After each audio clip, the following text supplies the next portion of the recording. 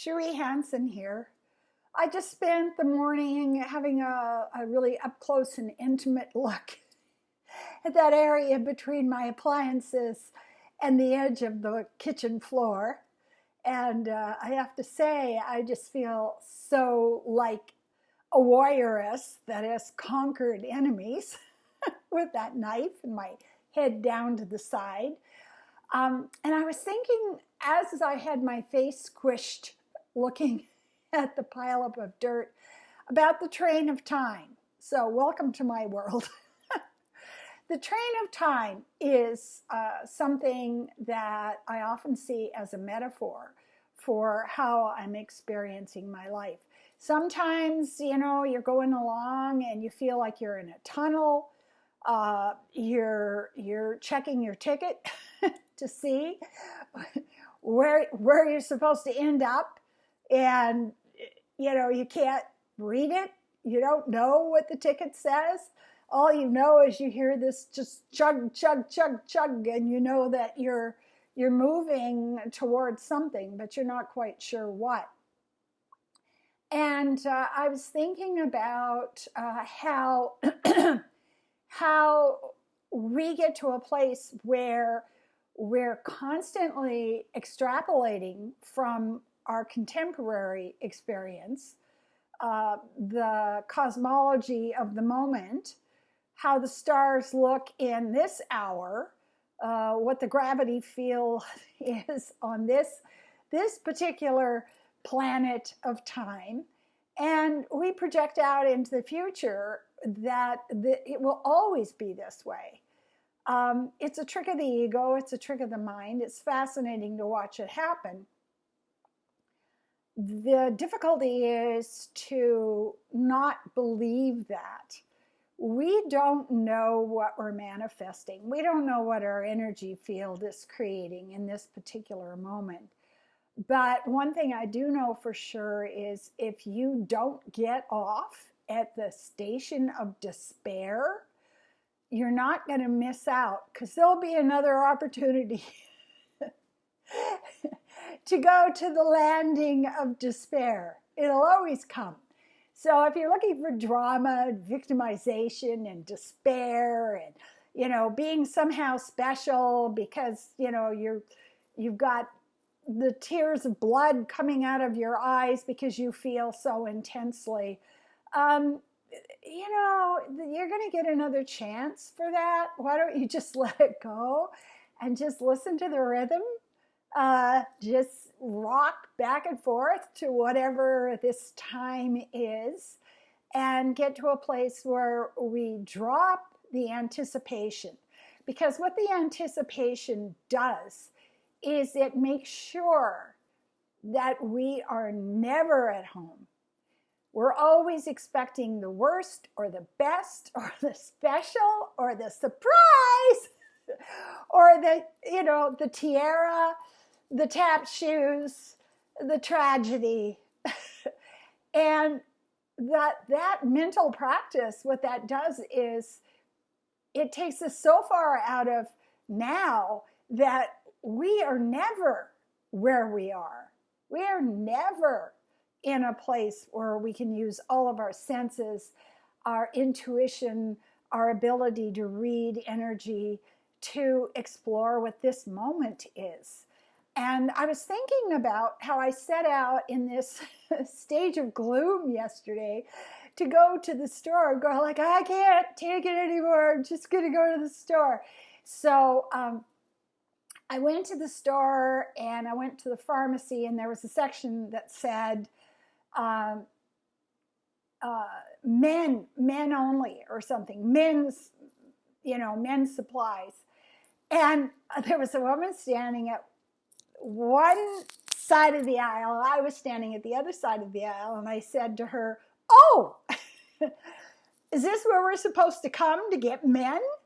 And she says, "There don't seem to be any here now." And I said, "No, it's false advertising." And then she pointed to a stool and she said, "Maybe we're supposed to just sit here and wait until they restock them."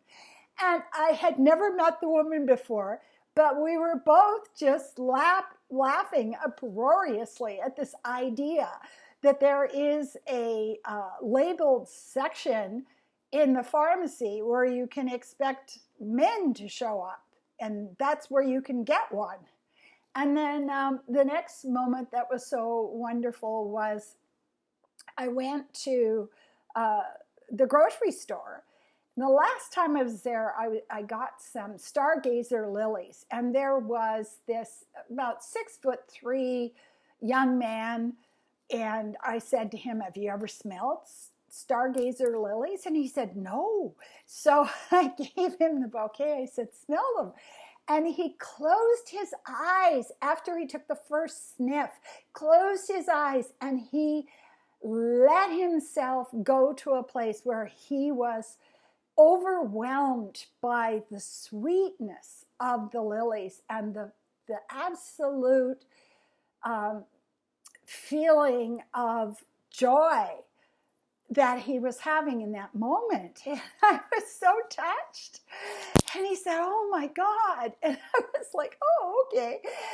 Then I went to the grocery store after the drugstore, and I bought stargazer lilies. And one of the clerks behind the counter said, "Would you like us to wrap them?" And I always say no. And then I thought, what if you just let them wrap your flowers? What if you did that? And I said to her, "Oh my God, I think I will. And then I'm going to feel like a Beverly Hills housewife. You know, the kind of people that have staff and wrap their flowers." And then she started laughing, and we enjoyed the moment together. And I went over to the counter where the flowers were, and the person who was wrapping my stargazer lilies was the young man that I had shared the smell with the last time. And he stood there and he said, "I'm wrapping your flowers." And I said, "Oh, thank you." And he was so adorable. He goes, "This is only the 4th bouquet I have ever wrapped." And then he held it up for me and he said, Is it okay?" I said, "Oh, it's lovely. You did such a good job." And he said, "Oh, thank you. I really needed that reassurance." And I said, "Those are stargazer lilies again." And he said, "Yes, I know. I can smell them." And the two of us just shared this moment.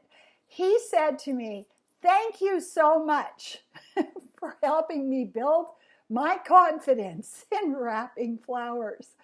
And I went out the door, and this is what I took with me. I took with me that you can land just suddenly in a place of love, of sharing a moment with another person. It wasn't planned. It wasn't, you weren't looking for it so that you could reassure yourself. There were no goals involved. It was just a case of being open, just being open and saying, "I don't know what the hell is going to happen next, but I trust the universe and I want to enjoy the company of other people, however it comes in." I literally felt so happy for the rest of the day because those 3 random interactions with people were just so effortless, so flowing, and so fun. And this is the problem with the train of time. We don't know what's going to happen next. We don't know what is going to unfold. But one thing we can rely on is that joy will show up, even if you didn't buy a ticket for it.